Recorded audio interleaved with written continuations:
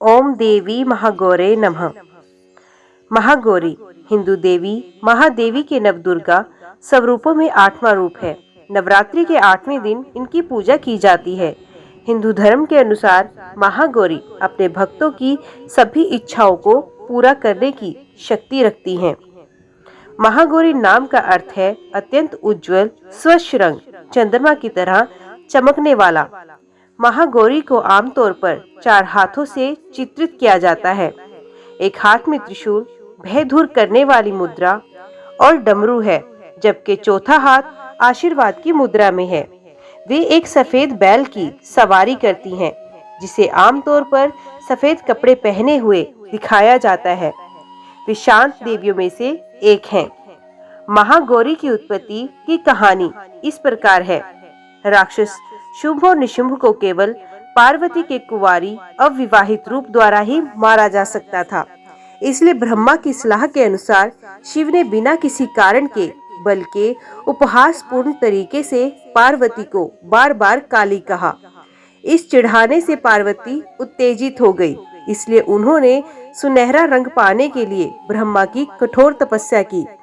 ब्रह्मा ने उसे वरदान देने में अपनी असमर्था बताई और इसके बजाय उससे अपनी तपस्या रोकने और राक्षसों शुंभ और निशुंभ को मारने का अनुरोध किया।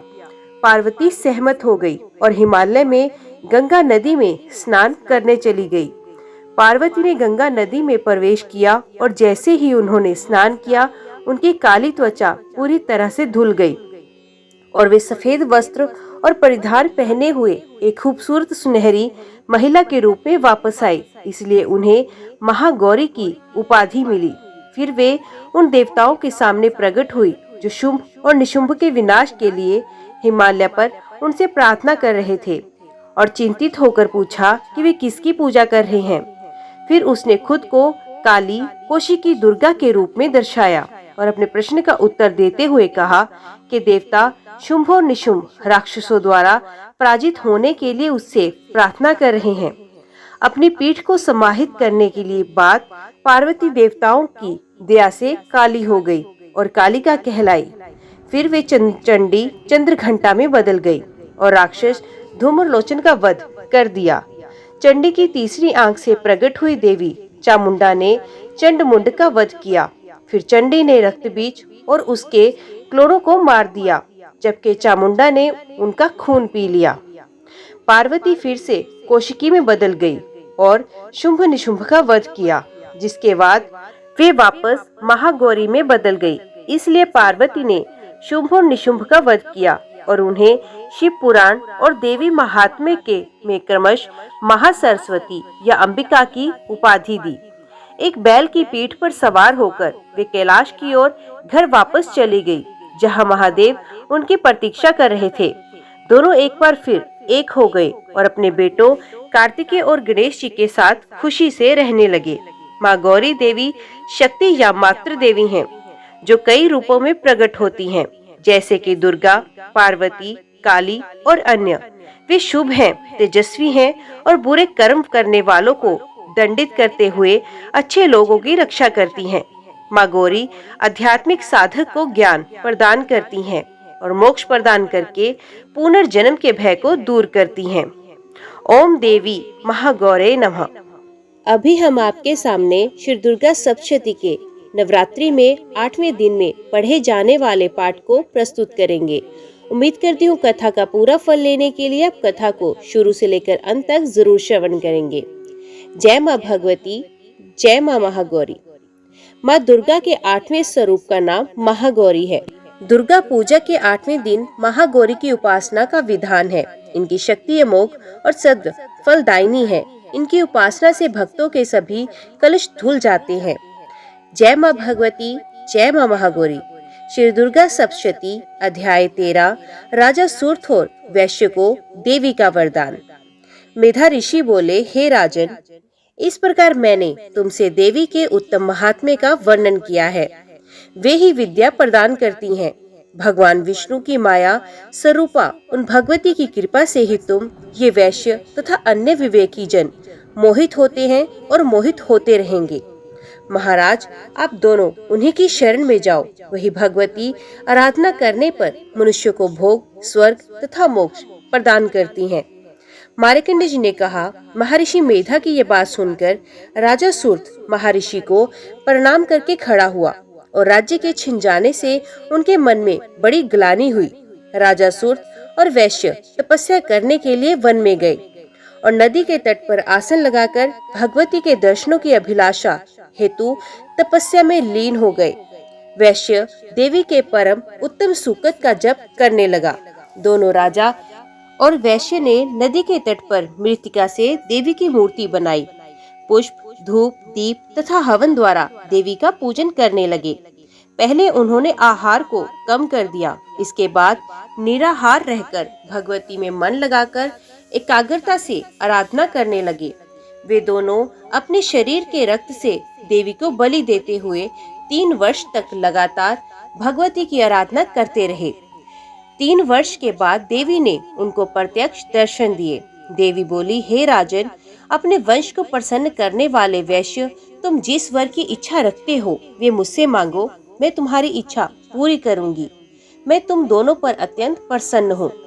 मार्कंडेय जी बोले, ये सुन राजा ने अगले जन्म में नष्ट ना होने वाला अखंड राज्य और इस जन्म में बलपूर्वक अपने शत्रु को नष्ट करने के पश्चात अपना राज्य प्राप्त करने के लिए देवी से वरदान मांगा।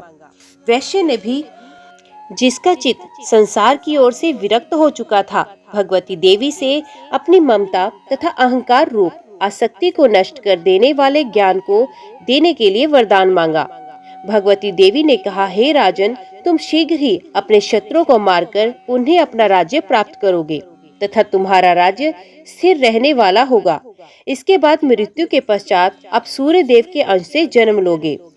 तुम्हारा नाम सवर्णिक होगा तथा इस पृथ्वी पर मनु के नाम से ख्याति प्राप्त करोगे। हे वैश्य कुल में श्रेष्ठ, आपने जो मुझसे वर मांगा है वे मैं आपको देती हूँ। आपको मोक्ष देने वाली ज्ञान की प्राप्ति होगी। मार्कंडेय जी बोले, इस प्रकार देवी उन दोनों को मनोवांछित वर प्रदान कर अंतर ध्यान हो गई। इस प्रकार देवी से वरदान पाकर राजा सूर्त सूर्य देव के अंश से जन्म लेकर इस पृथ्वी पर सावर्णिक मनु के नाम से उत्पन्न होंगे। जय माँ भगवती, जय माँ महागौरी। श्री दुर्गा सप्तशती देवी सुक्तम का पाठ।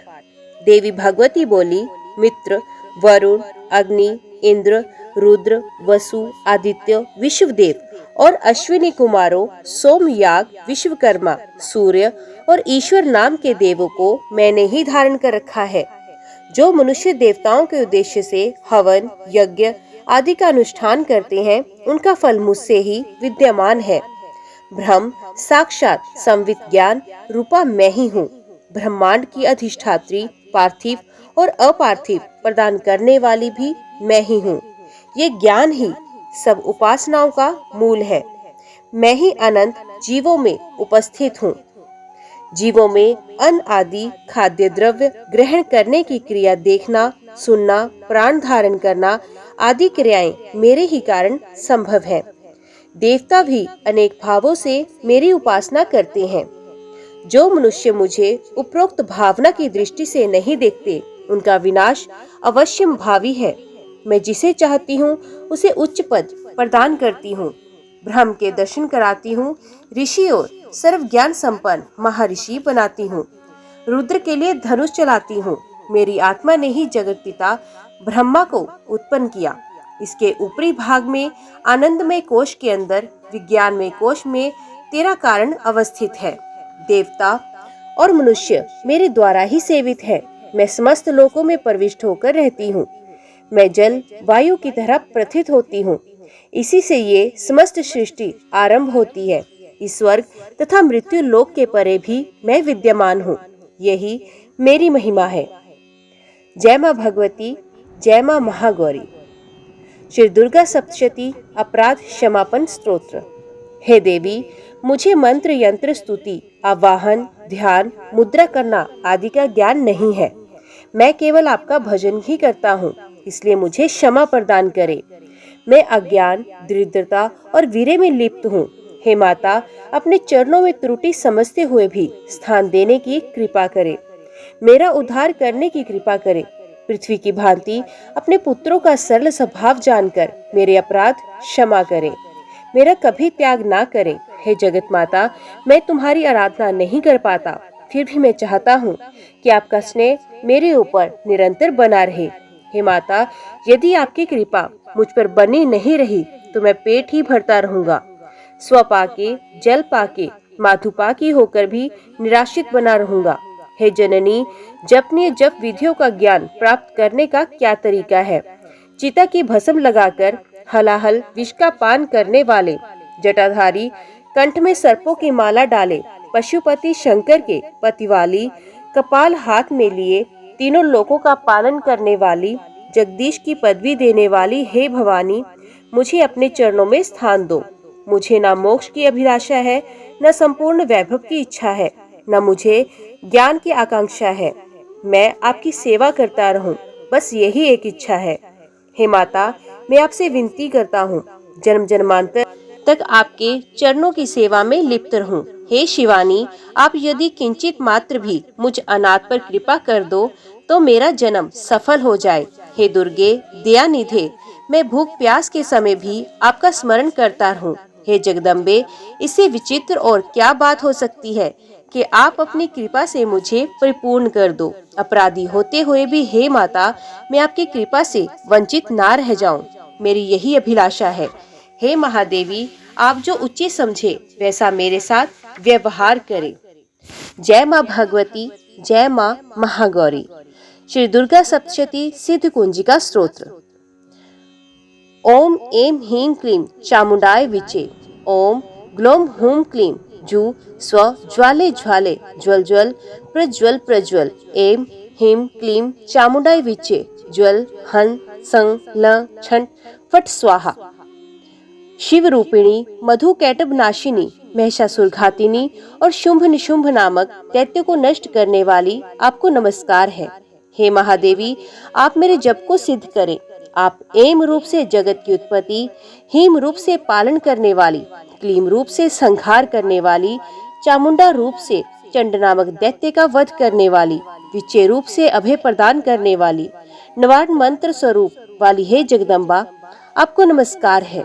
धाम धीम धूम स्वरूप धुर्जटी की पत्नी, वाम वीम वूम स्वरूप वाणी की अधीश्वरी, सरस्वती, क्राम क्रीम क्रूम रूपिणी कालिका, शाम शीम शूम स्वरूपिणी शांति देवी, मेरा कल्याण करें। हुम हुम स्वरूप वाली हुंकार रूपिणी देवी, जन जन जन रूपिणी जभनादिनी देवी तथा भ्राम भ्रीम भ्रूम स्वरूप वाली भैरवी, भद्रा तथा भवानी, नमस्कार है।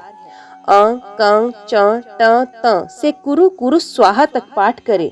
पा पी पू स्वरूपिणी पार्वती, पुनः खां खी खू रूपिणी खेचरी एवं मला मलिंग ब्लू मूल विस्तीर्ण रूपिणी कुंजिका देवी को नमस्कार है। सा सी सु स्वरूप वाली दुर्गा सप्तशती के समस्त मंत्रों की सिद्धि हे देवी मुझे प्राप्त हो। जो देवी सब प्राणियों में तृष्णा रूप में स्थित हैं, उनको नमस्कार है। जो देवी सभी प्राणियों में निद्रा रूप में स्थित है, उनको नमस्कार है। जो देवी सभी प्राणियों में शुद्धा रूप में स्थित है, उनको नमस्कार है। जो देवी सब प्राणियों में शांति क्षमा रूप से स्थित है, उनको नमस्कार है। जो देवी सब प्राणियों में कांति रूप से स्थित है, उनको नमस्कार है। जो देवी सब प्राणियों में लक्ष्मी रूप से स्थित है, उनको नमस्कार है। जो देवी सब प्राणियों में माता रूप से स्थित हैं, उनको नमस्कार है।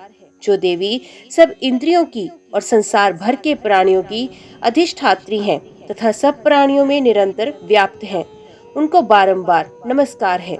जो देवी संपूर्ण संसार में चैतन्य रूप से व्याप्त होकर स्थित हैं, उनको नमस्कार है।